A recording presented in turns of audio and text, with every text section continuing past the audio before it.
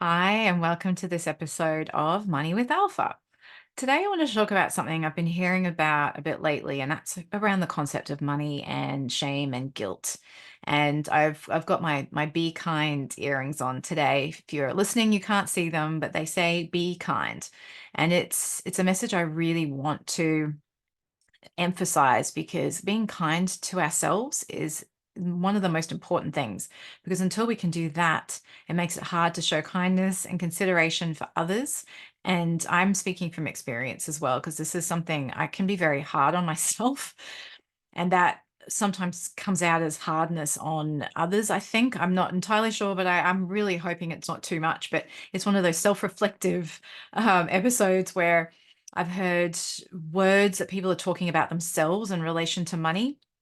And that word of guilt and shame has come up a lot. And I just wanted to generally emphasize how important it is to try and not use those sorts of words, or to try and look at why we're feeling those feelings rather than make them as impactful as that, because those words are hard. When I think about them, they like hit you. The concept of feeling guilt around anything is never good, and shame, especially in relation to money, it's horrible. It's a horrible feeling to have, and it manifests its way through all sorts of things in your life too.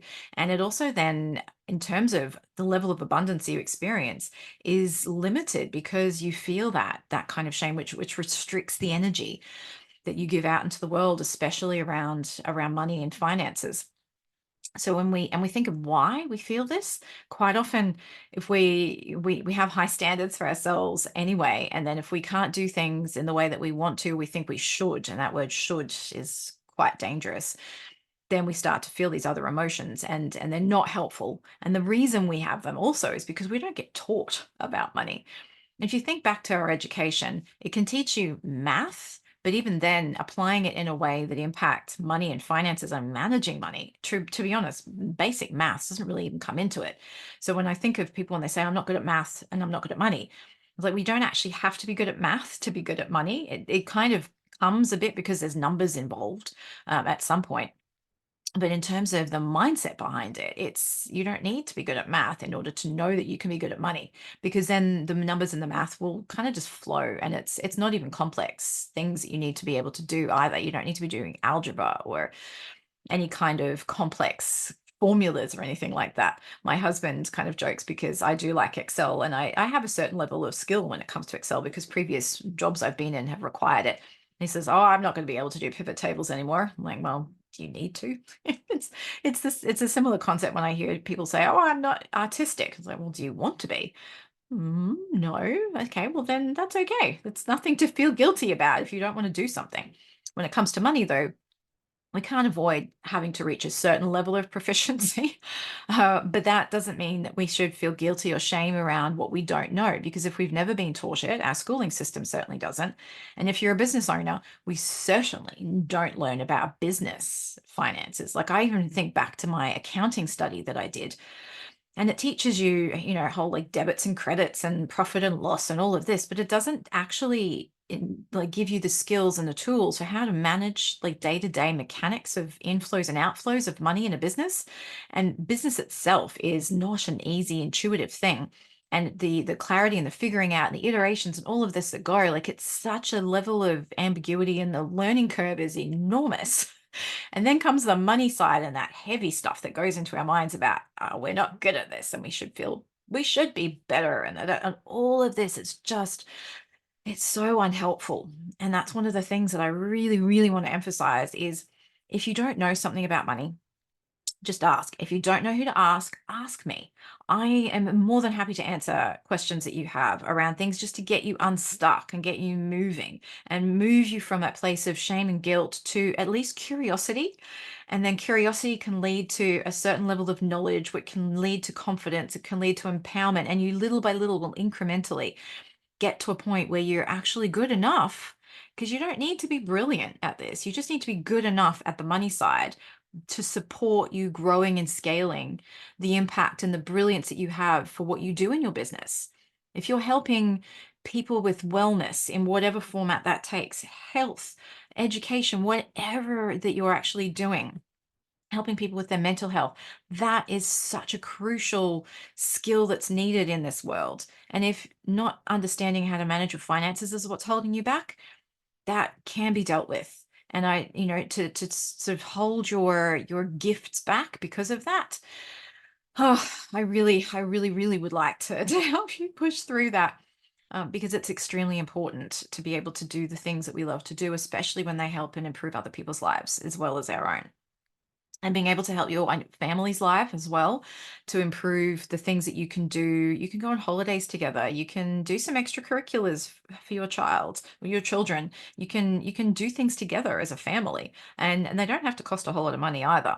But being able to understand how to budget in your business and budget in your personal life, and I'm going to do a separate episode specifically on that.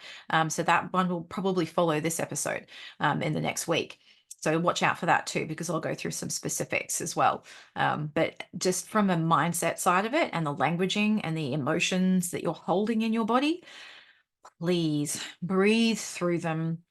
Thank them for being there, and perhaps thank them for giving you a certain level of motivation to do something about your knowledge about money, and let them go. Push through, become curious about what you need to do.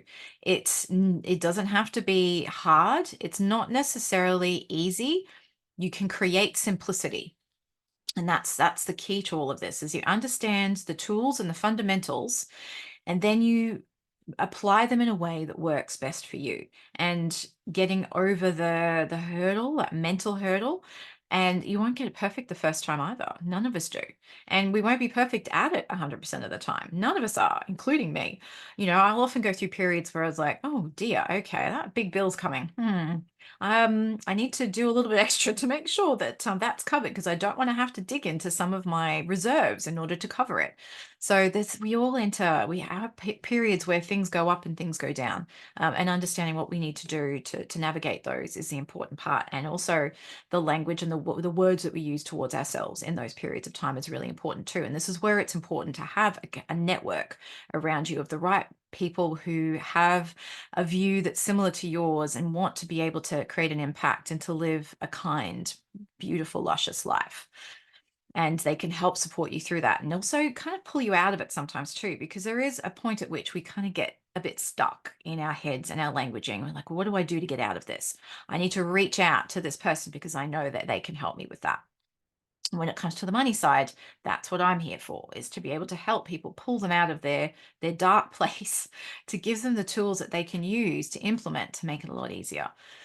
And so that's about, getting you to get to the point where you're comfortable enough to ask the question, but you have a level of curiosity that's not being held back by shame and guilt. So please, please, if you need to listen to this episode again, listen to my words, see my face, because if you're seeing this on YouTube, you'll see how passionate I am about this. I am talking to you.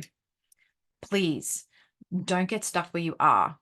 Ask one question or do one thing to help you shift the style. If you're feeling shame and guilt around money, talk to someone, or do a little bit of Googling, do some research, figure out an answer to a question. And then that curiosity will lead you to the next question if you don't know what to ask yet.